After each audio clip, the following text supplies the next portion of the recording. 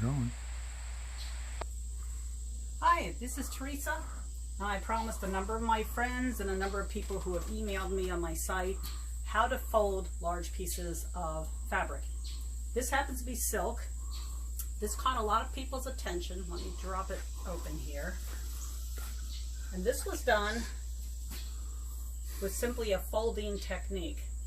So I'm going to show you how to fold. I'll also make a mention of another technique which I tried, but it sort of destroyed my fabric a little bit. It stretched it beyond what I wanted to do. So this is a large piece of silk. I don't know if you can get that whole thing in there. Stay back.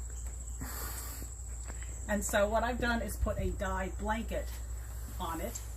Let me back up a little so you can maybe see more of it.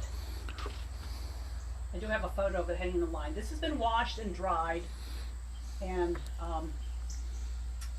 my blanket was too small, but I did that on purpose so that I could have these very cool borders.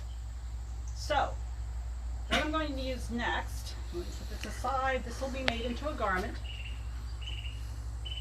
And when I start the folding technique, at some point we may speed it up. So this is my raw silk.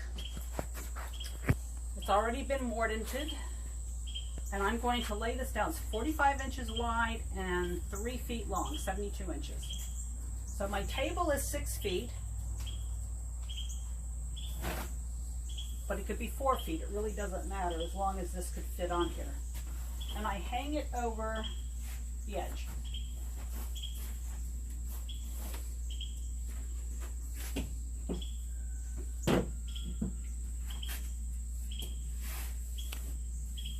I'm not going to get into dyes and things of that nature.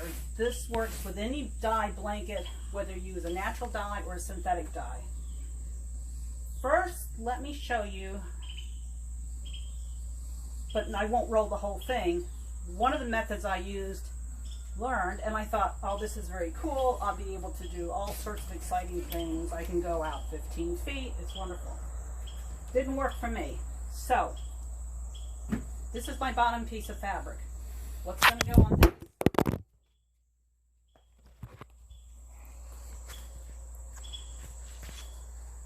Got it. Yeah, keep going. What's going to go on top of this are my leaves. Then on top of that will be my blanket.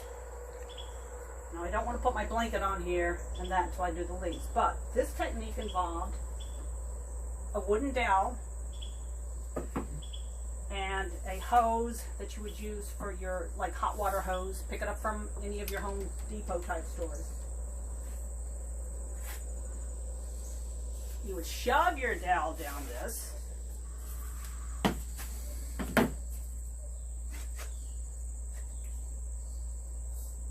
Oh, and I have different lengths of this. So this one I have a longer dowel, but I'm not using it, so I'm just going to show you. So basically, you do need to have the dowels coming out or you can't get them out. So I would be laying this down here, everything sandwiched together, and I would begin to do my roll. Okay? And you don't do this fast because you've got to tug, tug, tug. You got to make sure everything is secure.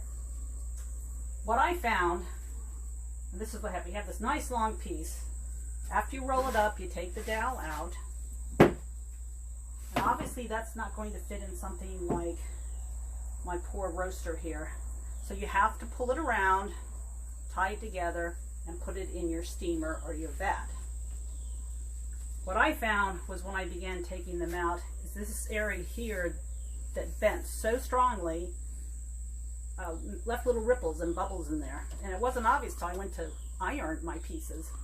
And since I'm making garments out of them, I couldn't have that. So I've kind of discarded this idea. But I'm not throwing away my rubber hoses and stuff because they may come in handy for something else. One day maybe I'll have something that long. That would be good. So